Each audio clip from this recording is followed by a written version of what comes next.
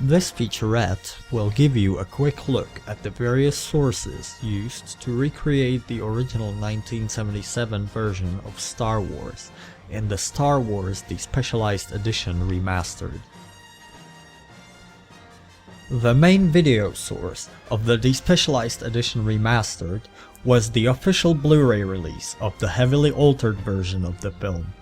The Star Wars trilogy came out on Blu-ray in 2011.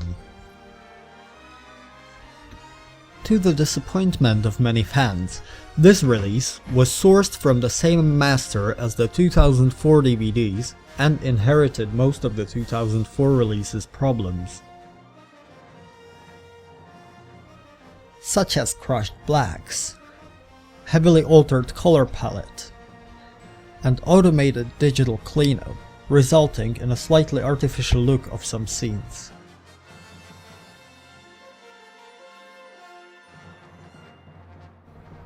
Luckily, the higher resolution and bitrate of the Blu-ray format allow for these problems to be corrected to a certain degree.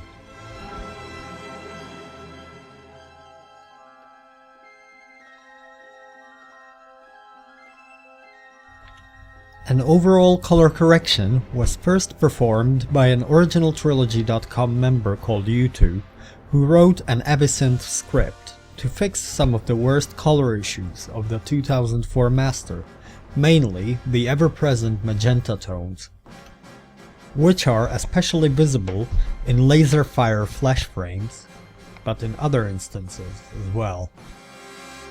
At the end, a shot-by-shot color correction was done based on the colors of a well-preserved Technicolor print. Another major source used in the Despecialized Edition was the 2006 bonus DVD containing the original version of the film. This DVD is commonly referred to as George's Original Unaltered Trilogy, or the GOUT for short. Even though it uses a non-anamorphic transfer from 1993, it is unfortunately still the highest quality of the original version officially available.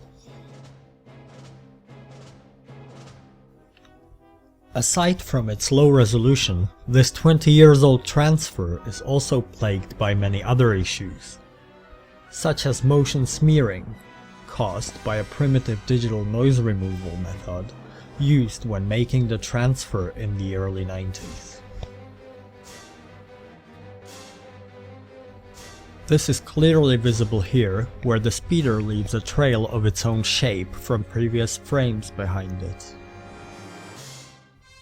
The transfer also suffers from badly faded colors and severe aliasing.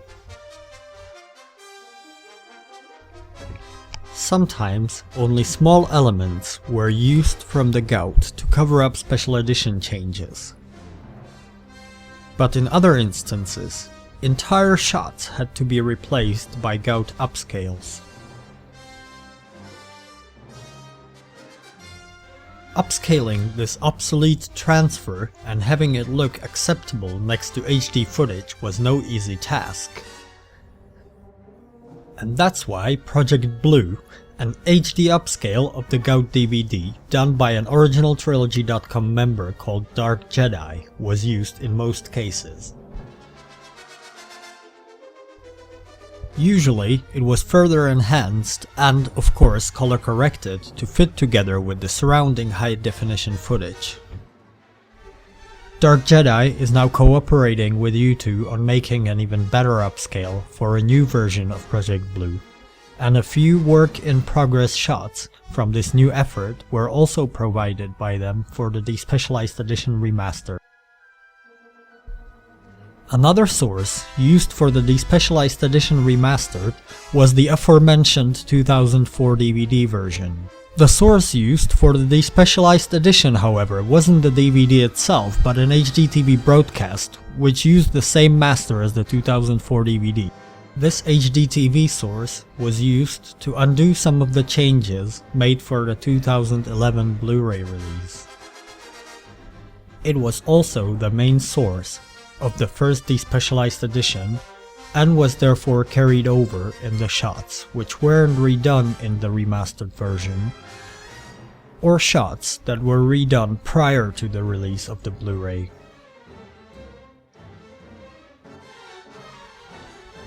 To undo some of the changes done in the 2004 release, a capture of an anamorphic standard definition PAL digital broadcast master tape of the first special edition from 1997 was also used as a source.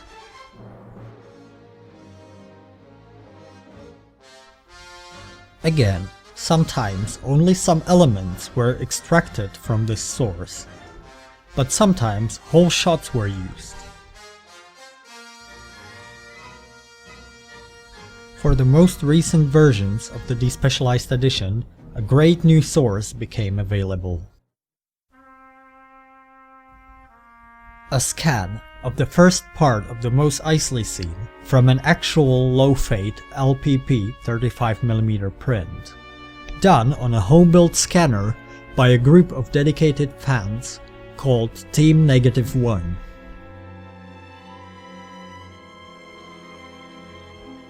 The print, while in a fairly good condition, still had too much grain and dirt to fit alongside the Blu-ray footage, which was scanned from the original negative.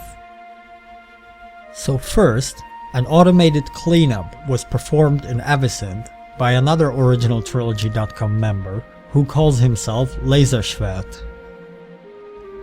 Then, the footage was further enhanced and color corrected, especially where the entirety of the frame had to be replaced, but also where only elements from the scan were used to cover up the special edition changes.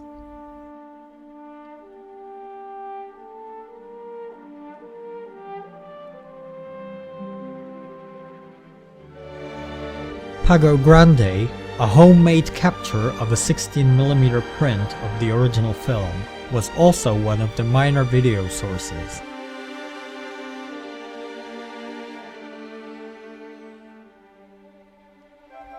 For example, in this shot, it was used to minimize the aliasing present on the wings of the X-Wing fighters in the Gout.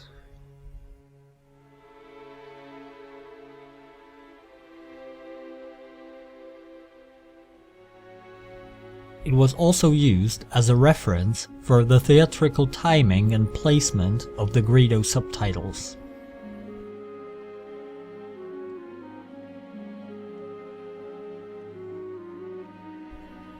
The last group of sources used was a variety of still images.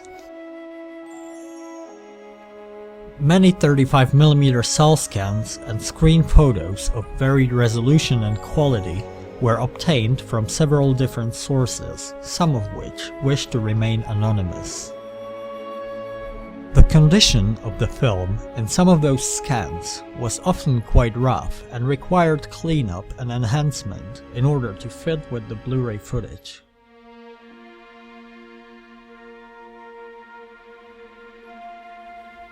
These images were usually used to restore original matte paintings, to enhance Gout footage, or to create custom mattes to cover up special edition changes. Sometimes, animation had to be employed to create the subtle movement present in the original footage.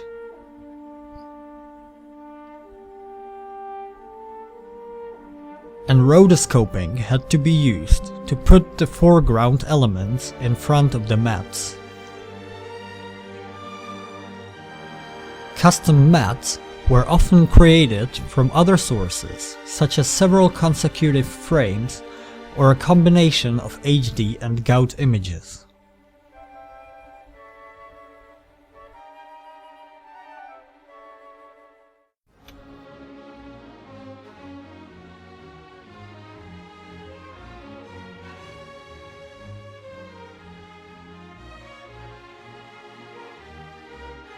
It was the combination of all these sources that made it possible to recreate the experience of watching Star Wars as it was originally released, And a debt of gratitude is owed to the people who provided these sources by all those who will enjoy the Despecialized Edition Remastered.